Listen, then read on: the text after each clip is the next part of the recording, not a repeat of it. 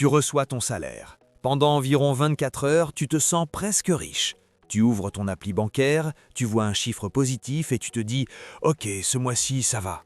Et puis le loyer passe, les courses, l'abonnement que tu avais oublié, une facture surprise, un resto exceptionnel pile au mauvais moment.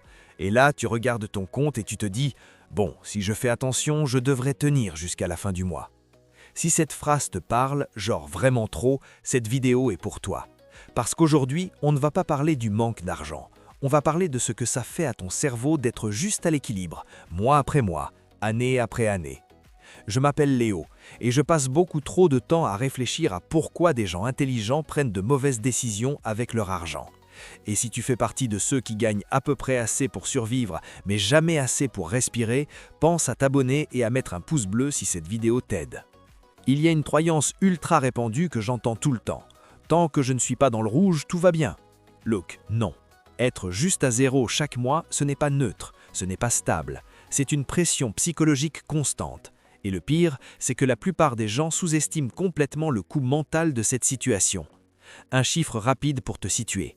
Selon la Federal Reserve, environ 37% des adultes seraient incapables de faire face à une dépense imprévue de 400 € sans s'endetter. Une autre étude de l'American Psychological Association montre que l'argent est la première source de stress chronique, devant la santé et le travail. Et celle-là est encore plus folle.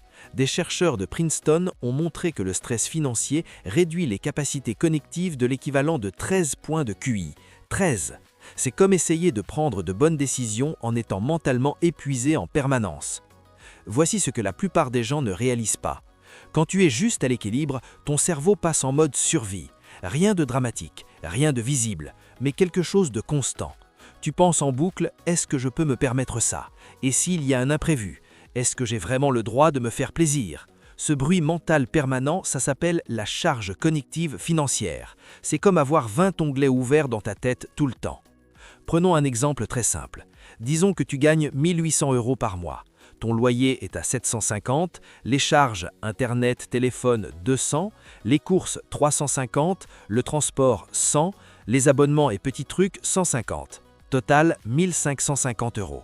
Sur le papier, il te reste 250. Ça a l'air correct.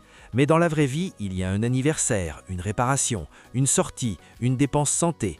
Et ces 250 € disparaissent. Résultat, zéro marge, zéro sécurité, zéro respiration mentale. Être juste à l'équilibre, c'est comme marcher sur un fil tendu. Tu ne tombes pas, mais tu ne peux jamais te détendre, parce que la moindre rafale de vent et c'est fini. À ce stade, tu te dis peut-être « Ok Léo, mais au moins je paie mes factures, il y a pire que moi ». Et c'est vrai, mais ce n'est pas la bonne comparaison. Le vrai problème, ce n'est pas où tu es aujourd'hui, c'est ce que cette situation t'empêche de faire. Le stress financier chronique détruit lentement ta capacité à planifier. Tu penses toujours court terme. Il détruit ta tolérance au risque. Tu évites toute décision qui pourrait améliorer ta situation. Il détruit ta confiance. Chaque imprévu devient une preuve que tu n'y arrives pas. Et il détruit ta créativité, parce que ton cerveau est trop occupé à survivre. Et c'est là que ça devient vraiment intéressant. Quand tu es juste à l'équilibre, tu développes un comportement très précis. Tu optimises pour éviter la douleur, pas pour créer du progrès. Tu choisis le confort immédiat, les petites récompenses, les décisions sans risque, même si elles te coûtent très cher à long terme.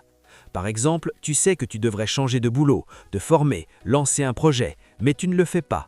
Pas parce que tu es paresseux, mais parce que l'incertitude coûte trop cher mentalement quand tu n'as aucune marge financière. Ton cerveau ne cherche pas à t'enrichir, il cherche à te protéger. La plupart des conseils financiers passent complètement à côté de ça.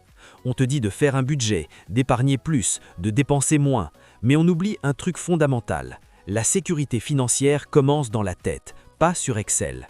Si ton système nerveux est constamment sous pression, tu ne prendras jamais de décision optimale. La première action concrète, ce n'est pas de devenir riche, c'est de créer une marge, même minuscule. 50 € par mois mis de côté peuvent déjà changer ton rapport à l'argent. Pas parce que ça te rend riche, mais parce que ton cerveau comprend une chose simple, je ne suis plus à zéro. Deuxième chose, automatise ta sécurité. Ne fais pas confiance à ta motivation. Mets en place un virement automatique vers un compte séparé, une épargne invisible. Moins tu dois y penser, moins ça te coûte mentalement. Troisième chose, et celle-ci est importante, arrête la honte. Être juste à l'équilibre n'est pas un échec personnel, c'est souvent un système mal foutu, des revenus mal alignés, des règles du jeu injustes. La honte te blaque, la lucidité te libère. Je me souviens très bien d'une période où je calculais chaque achat au centime précis. De l'extérieur, tout allait bien, mais intérieurement, j'étais épuisé. Pas physiquement, mentalement. Et le jour où j'ai créé un seul mois de marge, tout a changé. Pas mon salaire, pas ma vie, mon cerveau. Le vrai objectif, ce n'est pas d'être riche. Le vrai objectif, c'est d'acheter du calme, de la clarté et du temps mental, parce que c'est ça qui te permet ensuite de progresser. Si tu es juste à l'équilibre aujourd'hui, tu n'es pas nul, tu es fatigué. Et la première étape, ce n'est pas de te juger, c'est de te donner de l'air. Si cette vidéo t'a parlé, mets un pouce bleu, ça aide énormément la chaîne.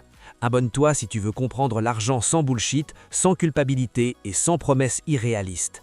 Et dis-moi en commentaire depuis combien de temps tu vis juste à l'équilibre. On en parle.